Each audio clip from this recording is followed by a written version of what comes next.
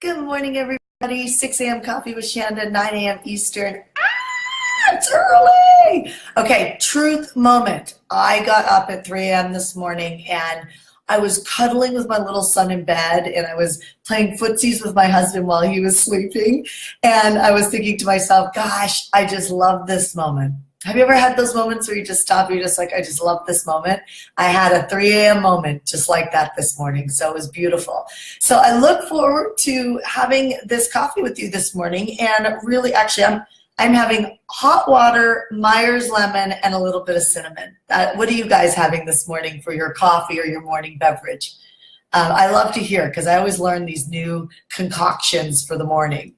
Okay, so let's get into it. I want to talk to you about 2018 planning, right? So we talked about this yesterday. If you didn't watch Coffee with Shanda yesterday morning, we talked about really how do you stop and look at your 2018 plan. But I want to share with you, well, first of all, I did bring a little note with me, and I'm going to share this with you in a second. But if you plan 2018 and at first you feel excited and then you feel stressed out, then the chances are you've got too much on your plate, right? So we planned, Q1, we actually planned the last 2 months of this month. We readjusted our plan to see what are our final goals for the next two months of this year. And mine is the company has its own plan, and Shanda has a plan on getting pregnant, which means it's time for me to relax, right? And not work. And so after planning and after leading the Pace Club Mastermind coming up here in November, I'm really going to go on to pretty much a sabbatical for the rest of the year, where I will just tune down my vibration so that I just don't have any pressure on me. So that's my strategy for the end of the year. What's your strategy for the end of the year? Now, when we go into 2018, we look at like Q1, quarter one, quarter two, quarter three, quarter four, and what are our nuggets for each of the quarters. So quarter one and quarter two of next year are really busy inside my company. Quarter three pretty much has nothing on the books, right? It's just we're focusing on the zone event. We're focusing on filling the zone event. The reason why I'm telling you this is because it's really important for you to see that I clear my plate for months. Like I clear my plate for months, like an entire 3 months, to really focus on one big nugget that's really important. So the zone event for us is really important, and we want to sell 1,000 tickets next year. I have 1,000 people in the room, and to do that, we're going to have to spend a good 3-4 months just focusing on that, where the entire company is forward focused on that one thing. Q4 of next year, which typically is my kind of down, sabbatical time. Like as I shared with you this year, I'll be going after the Pace Club Mastermind in November. I will literally spend about a month and a half just leading some Pace calls, but nothing else, like just really chilling out. It's my time to just relax. So basically what it will look like is a 1-hour call a week, and going into Christmas, and that's all my calendar will look like.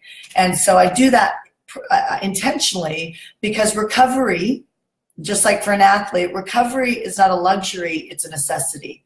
And so in order for me to, have the space to get pregnant, in order for me to have the space for my family, in order for me to spend some quality time with my mom, that type of stuff, and my dad, I carve out big chunks of time to just have family time. And I just want to share, I just want to give you a takeaway on that. I don't feel the guilt all year long on working hard because I do take these huge chunks of time off, right? So every quarter this year, I took off 2 weeks.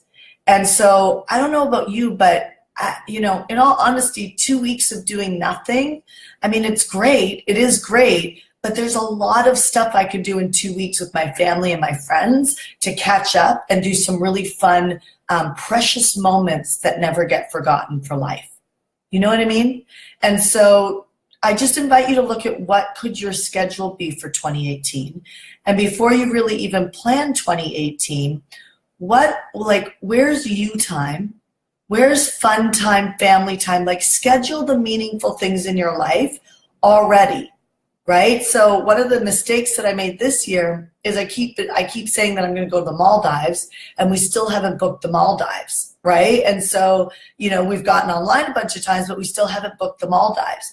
And my point is that if you don't have something scheduled in advance, chances are it either won't happen, doesn't matter if you're as disciplined as I am, it won't happen, or it'll become a to-do thing on your calendar that starts pulling stress from you, right? So I want to de-pressurize your life, de-stress your life, which requires you to make decisions and for you to plan properly. So here's for takeaway number 1. Look at 2018 and plan the meaningful moments in 2018 now, right? Secondly, look at what is it that you want to accomplish in each quarter for your business. If you get excited and then you feel stressed, then I'm going to invite you to take some things off your plate, right? Like, who cares if it takes you a year, 2 years, or 3 years to become a millionaire? You get what I'm saying? Like, who cares how long it takes you? What matters is that you just don't quit and that you get there. And so if you can do it in a way that doesn't completely, you're not going to have harmony every month of the year. You're just not. I mean, my experience is when you're in the stretch, I have not met a human being yet that's been able to be in the stretch that is just completely zen the entire time. Like, monks can be zen. They're like in a monastery. They've got no technology. They basically shut down everything that causes turmoil inside of your life and your body, which is great. But personally, I don't feel like going and being a monk, right? So I've got to, and you've got to deal with the fact that we're jumping on line like we are right now. We're on Instagram, we're on Facebook, we're on Snapchat, we're on all of these. We got emails coming in, you got your family, you've just got a lot of sensory things that tax our nervous system. So when you add something new on top of that you're not used to doing, and it could take you 6 months, a year, or 2 years to master, it tends to tax your nervous system even more. So I invite you to look at your plan. If you're excited, then stressed. Like, I don't mean worried or a little nervous. I mean stressed about how you're going to get it all in. I invite you to take something off your plate and put it in 2019. We've already got 2019 first quarter planned for exactly that reason. So as I looked at the calendar, I was like, I'm feeling a little bit like the pressure is more than I want to operate in.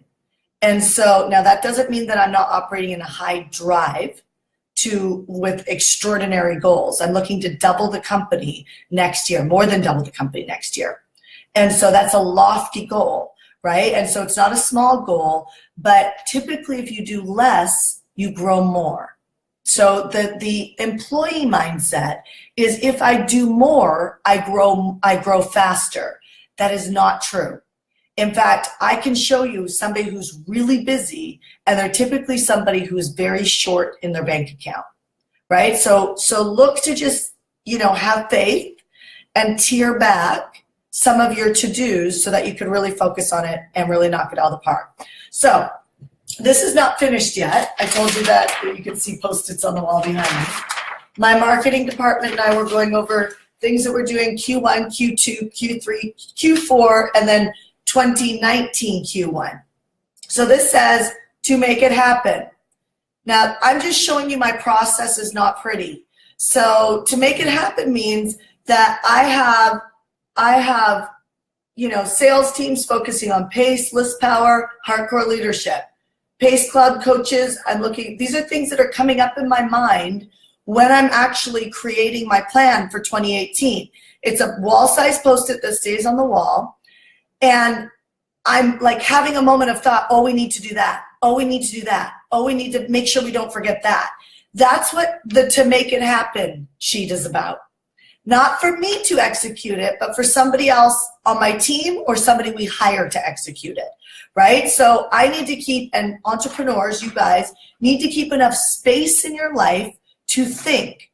Now, I may have to say this to you 40 other times before you believe me. You are smart. You are intelligent. You need space to think. If you had more space to think, you would make more money. If you didn't feel so taxed and high pressure on you, you would make more money. I know that I didn't believe for a long time that I needed space in my life to think. I just thought I needed to do.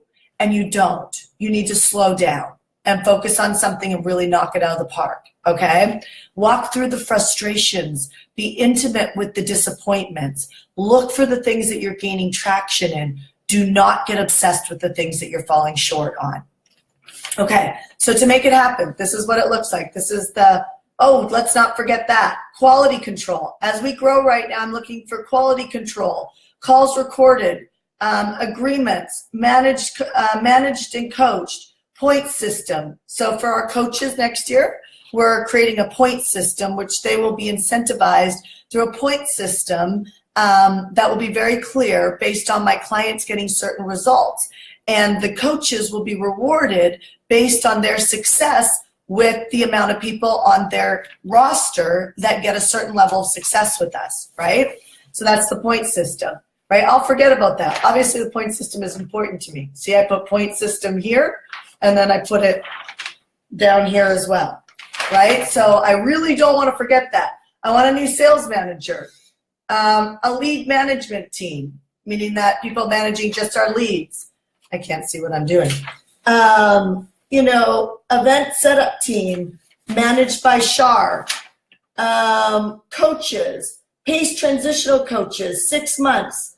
We're going to do 6 months. Basically, when people graduate from PACE Club, they're going to get a transitional coach now that moves them into marketing mastery to help them really, get their money underneath them in a good way and get really solid in marketing mastery because it's an incredible community. But after 6 months, if they want an additional coach, that we'll look for a way for them to actually hire a coach. But I'm not even thinking about that right now. All I'm thinking about is the 6 months of getting them acclimated so they're rocking it. Strategic trainers for me that are tracked. Marketing department. I don't know if you guys can all see that. Marketing department. Strategic partner blog content, SEO. Christmas party. Oh my God, guess what we're doing next year? We're doing a red carpet Christmas party. My stylist, Carla, who is also a really close friend of mine, she's like, you love Christmas, Shanda. Why aren't you doing a Christmas party? Right? So great ideas get lost in the graveyard, right? So we've got to literally get our great ideas up and out to a team member to be working on them. Now, let me just share something. I know somebody might think, oh, I don't have a team member to help me. Yes, you do. If the vision is good enough, if you believe in it, then believe it or not, if you are focusing on monetizing your efforts, you can pay for a new person. This is why stopping at money, like I can't invest in a higher level coaching program because I need to get my company underneath me first. Those are really limiting thought processes that will have you grow slow. I know that nobody watching me has low ambition. You have high ambition. That's why you're on 6 a.m. Coffee with Shanda. You have high ambition. So get out of your own way and start thinking smart so that you grow faster. Don't do more. Don't do more. Do less. Okay. So SEO, Christmas party. We need the event team underneath Shar. Tiffany local marketing. Awards for our sales team. Awards for our coaches. Awards for our clients. Full on Christmas trees, red carpet, awards ceremony. Imagine like just a really cool, awesome local event that people can fly in town for. But I think it's just some people get left alone at Christmas. Some people don't love their families and some people love their families. But I think I do Christmas really well. And so whether people are Jewish or whatever their religion is, I just want everybody to come and just have a party with us. And then brainstorm, car contest for next year, HeartCore leadership check-in.